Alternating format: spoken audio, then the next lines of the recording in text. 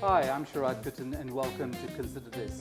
My guest today is Dr. Badrul Hisham Qasim, Chief Executive of the Iskandar Regional Development Authority, IRDA, here in Johor. Thank you so much, Dr. Badrul, for being on the show. Thank you. Johor is a very important state. It's, in fact, my home state. It also is part of this really interesting cross-border dynamic economically with Singapore.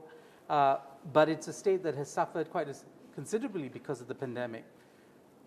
Today, I hope you could help us understand IRDA's role in terms of the recovery efforts. But before we get to that, could you help us understand a little bit about IRDA's history and its objectives? Yeah. Thank you for having me. IRDA, we started in 2006. I'm new here, and it's kind of Regional Development Authority, but we started way back in 2006, so it's about 15, 16 years now. The idea was to create this economic region in the southern of Johor, the southern of the country, to make full use of the advantage that we have here. And to a certain extent it worked. And we also incorporate the linkage between federal government, state government, and also the local authorities. We have 5 local authorities, and within 3 districts. Iskandar, Malaysia consists of Johor Bahru, Kulai, and also part of Pontian. And within that, there are 3 local authorities of city status: Majlis Bandaraya Johor Bahru, Majlis Bandaraya Iskandar Puteri, and Majlis Bandaraya Pasir Gudang, and 2 Majlis Perbandaran, which is Kulai and also Pontian. What is unique about us is probably, I would say, is that first that we are co-chaired by both Prime Minister and the Menteri Besar. So we are in a way a bit of a hybrid organization. It is a federal body, but with the chairmanship of both PM and MB. And that way I think we managed to be a closer linkage, I suppose, between the federal government, state government, and local authority in making that decision. So for the past 15 to 16 years, I think we've done quite a good job, I suppose, to make sure that whatever functions that these 3 levels of government are doing, we make full use of it, and we take advantage of the area in order to bring in investments or to make it a good place to live and so on. Right. So big topics, livability Yes. as an investment destination. And one of the things that bedevils a lot of Malaysian governance is different authorities working in silos. So a coordinating body, I think, is what is the basic narrative here, right? And we have this wonderful map, actually, of the areas under IRDA, and I wanted, in fact, this interview to be situated here because I think we need a sense of the geography of this. What's sort of hidden, of course, is Singapore in this, and perhaps, casting my mind back to about 30 years ago, Batam. So there was this whole idea that there were synergies between Johor, Singapore, and Batam, Indonesia, that could create some sort of economic dynamic. Is that still in play? Is that narrative of a sort of synergies, geographic synergies, still important? I believe it still is. As you can see, the relationship between Malaysia and Singapore has always been great in terms of trade that we do. And it's even more pronounced if you're here in Johor. You can see how close we are between between Johor and Singapore. And you see that not just in business terms, but even in family terms, the relationships that you have between the 2 countries. The same way with Indonesia as well. So I suppose in Johor we have both the Singapore consulates and then the Indonesian consulate. So again, that reiterates how important these 2 countries are to us. And for us in Johor, more importantly is the surrounding area, the Riau, the Kepulauan Riau, and how it relates to the development in Singapore, Johor, as well as in Riau and Kepulauan Riau itself. So Very it's quite obvious. I do want to ask you because when we talk about government and governance and authorities, sometimes the public is left out. And I think when we talk about development, to what extent is IRDA committed to bringing in that other stakeholder, the citizen, whose, I guess, welfare is the objective at the end of the day, right? Improving the welfare of the Rakyat. Is that something that is factored into the way IRDA operates? Oh yes, definitely. When we first started, I think we've got quite a lot of criticism, I suppose, many years ago, when people see people equate the development of Iskandar Malaysia with property development and how you've got the high-end properties coming in, expensive schools coming in, international schools and so on, which to the local population, they're saying that there's nothing for them. But in reality, what we were doing at that time was to attract the right investment into Johor and into Iskandar Malaysia in particular, to make sure that we have the catalytic development. So at that time, you started seeing the new development. If you look at the map, the one towards the west, where Medini is, that's the new area of development. So much so at that time, when people talk about Iskandar Malaysia, some of them mistaken Iskandar Malaysia for Medini or for Iskandar Putri. That's the greenfield, that's the new development. But Iskandar Malaysia covers a lot more than that. By bringing in all those investment, yes, we bring in the expensive schools, we bring in the expensive houses, but at the same time, we make sure that we bring in the talents as well. I think we're not talking about, for one thing, trying to bring in foreign investment, but at one time, even bringing in people from KL to JB is difficult. People wouldn't want to, if you're working in KL, you wouldn't want to come to JB and work here unless you're Johorian and you need to, take care of your parents or that sort of thing. So I find that as we go along, we started having this kind of attention given to the locals in a way that it enhanced the livability. There's more training for the right kind of jobs, which were not offered before. Grants given by the federal government as well as the state government for businesses, for school leavers.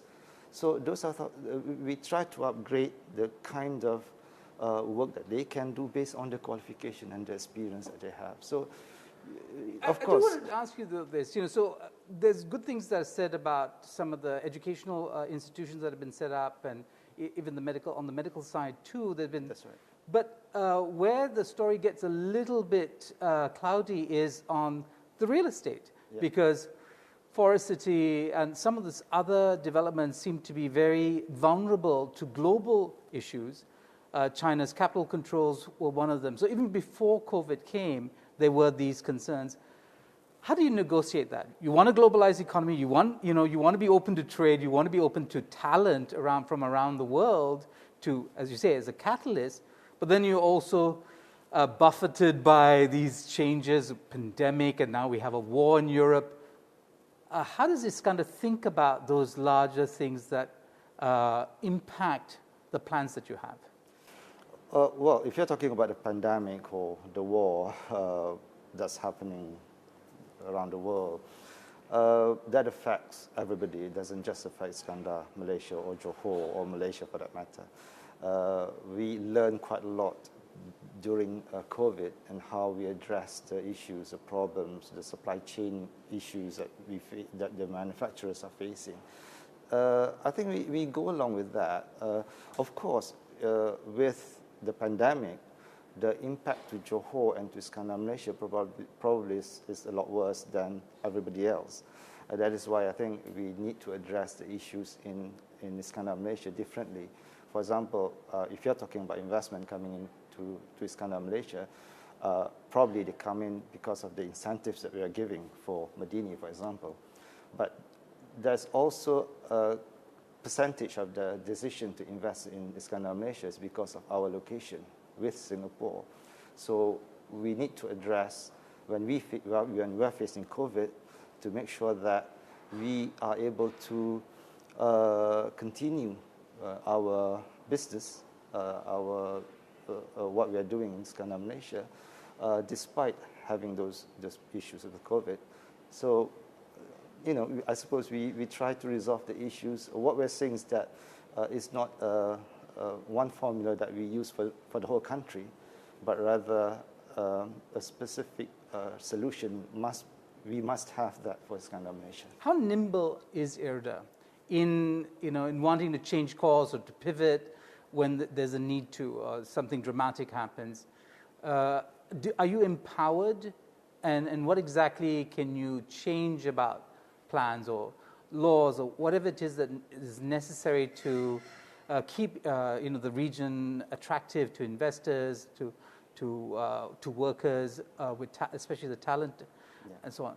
We're not exactly changing course 360 degrees, but what we're doing is to see the promoted sectors that we've been promoting for the past 10, 15 years continue that way, or whether there's changes that we need to do along the way. Mm-hmm. And as we do that, as I said, as an organization which is quite a hybrid, the link between us and the federal government and the state government, as well as federal authority, the local authorities, are quite close, and we are able to say what incentive we need from the federal government, what incentive we need from the state government, and what kind of facilitation are necessary from the local authorities to make sure that the investors are happy, not just investors coming in, but also investors who are already here.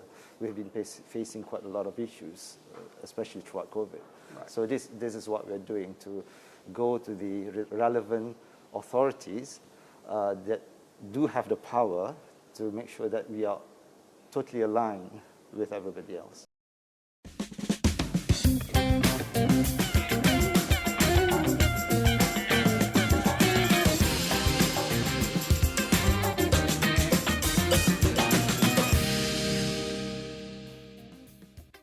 Welcome back to Consider This. I'm Sharaad Kuttan.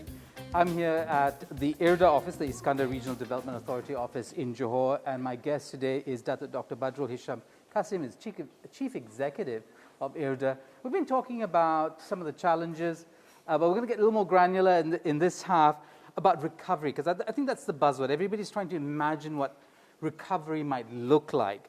Could you help us understand some of the baseline facts about Johor, about Iskandar region, especially in terms of the people here, and the talent, what the potential, right?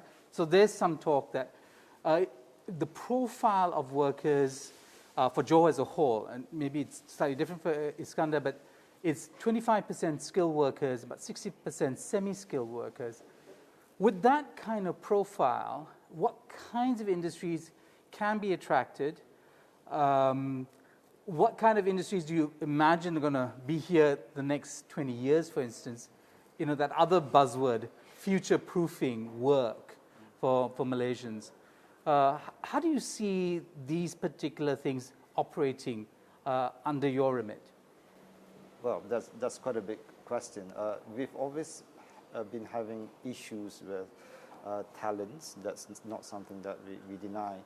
And for Johor, we have the benefits as well as the disadvantage of being close to Singapore, to be honest. I mean, like I said earlier, some of the decision to invest in Johor is also based on the fact that we're close to Singapore. And at the same time, we also face the brain drain going to the other side, and also to other countries as well. So when the economy is good, sometimes you see that businesses in Johor is much easier to just go with the flow and just open a factory, I suppose, without thinking of the level of technical expertise that's required and so on. So this is what we're trying to improve in Iskandar, Malaysia, to make sure that what the kind of investment that we're getting is the one that will bring in the higher income to the people. And that's what we've been doing for the past 15 years. Right, so the high value added jobs, but it's a tough game. We're racing not just against ourselves, as we Malaysians often do, We're racing against Indonesia, that's really coming up in a big way. So for you, how realistic should we be? We want to pick and choose the right investment. We don't want to just be, it's not a race to the bottom, as it were. That's not the race we want to get into. But do we have a choice? To me, it is no longer the time when we promote our region or our country as a cheap place to invest, because sometimes that's no longer high in the list of requirement. So it is important that we, for the government, faster approval is important. Some people are even willing to pay more if the approval is faster, I suppose. So the same with talents as well. What's challenging at the moment, and what we've been facing for so many years, is to make sure that we have the right talents for the right industry. And what we've been doing in Skandar Malaysia also for the past 15 years is to make sure that we want to bring in a certain industry, not necessarily manufacturing, that's been traditional in Johor, but in the service sector, for example, in creative industry, we train at the same time to make sure that these people can go into that industry. Right. It's creative industry because one of the hardest hit sectors, a lot of the service sector, I would think of tourism and F&B and hotels, have all suffered badly. What is the lesson from COVID? Do we use the same old models, or do we have to discard them and use different models? What's your thinking about the core lessons of the pandemic? Of course, the wish is that we are going back to normal and everything was like what it was before. But chances of that happening 100% is probably not 100%. It's not going to be 100%. So what we learn in Johor especially is that some business is relying on the local community. Some are totally relying on tourists or people from Singapore coming in. Not just in tourism industry, but also in retail and other business as well. So I think for the past 2 years, we've learned to hedge, I suppose, to make sure that we don't rely totally on certain market or certain customers.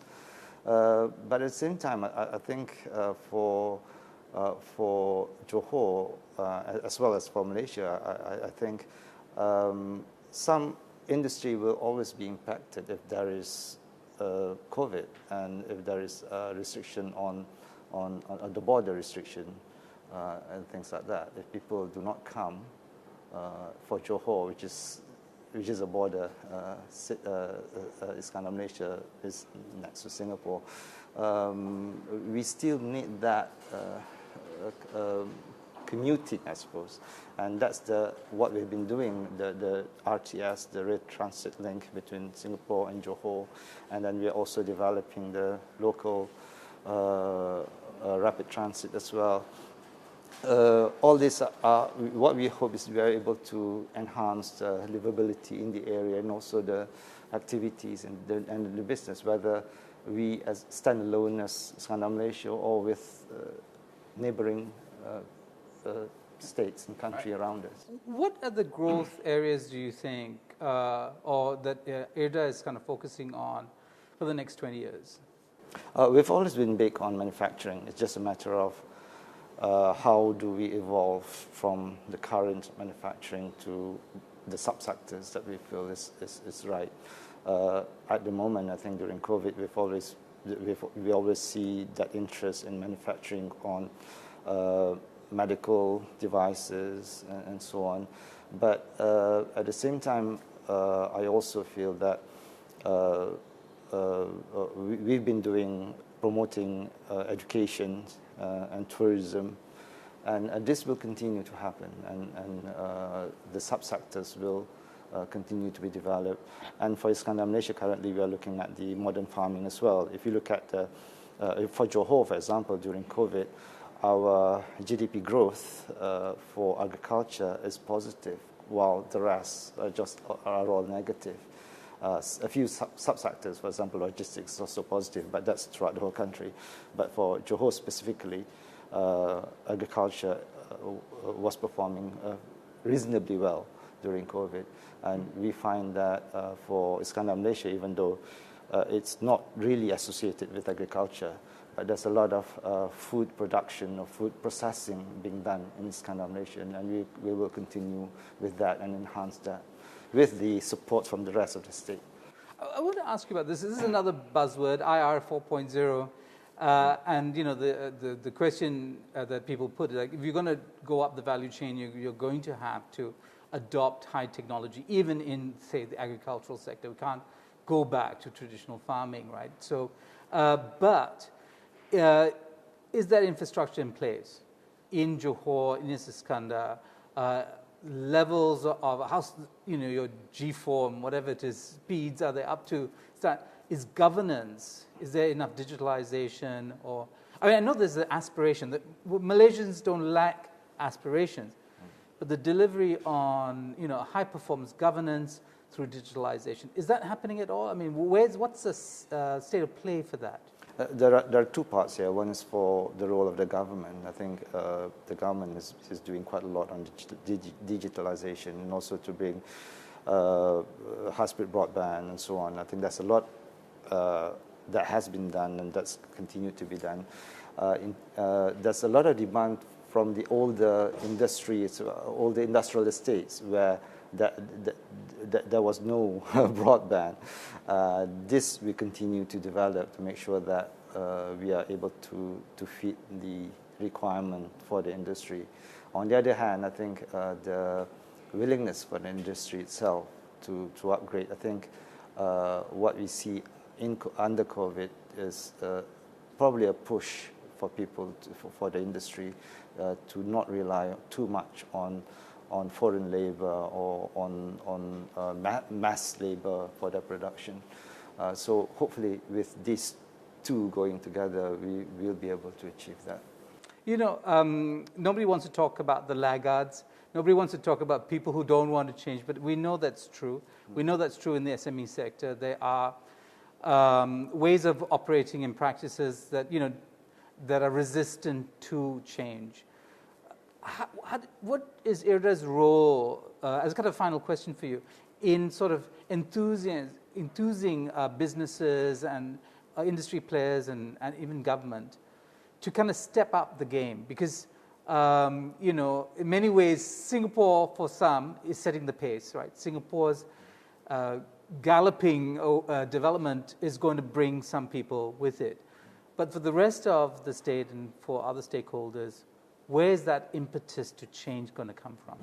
I think I've spoken earlier about our relationship with the federal government, state government, and local authority. I think our relationship is there to make sure that whatever our aspiration is, we are able to share that with the different levels of government. For the industry too, I think because of our organizations, the nature of our organizations, our relationship with the, for example, the chambers of commerce and also the business community is also quite close. And I'm proud to say that we are able to speak the same language in most of the time, and we know the need and also what the grouses are. And these are the things that we bring to the relevant authorities to make sure that we are able to respond to those requirements. One example, during COVID, when we first started with the travel restriction, was where we find that stopping the production of one of industry that we feel is not necessary during COVID may affect a lot of other industry as well. So the supply chain is there. So those are the things that we learned for the past 2 years, and those are the things that we need to improve as we go along. Right. Thank you so much for this very enlightening discussion today. Thank you. I've been speaking to Dr. Badrul Hisham Qasim. He is the Chief Executive of the Iskandar Regional Development Authority here in Johor. That's all we have for Consider This tonight. I'm Sharaad Kuttan, only on Astro AWANI. you.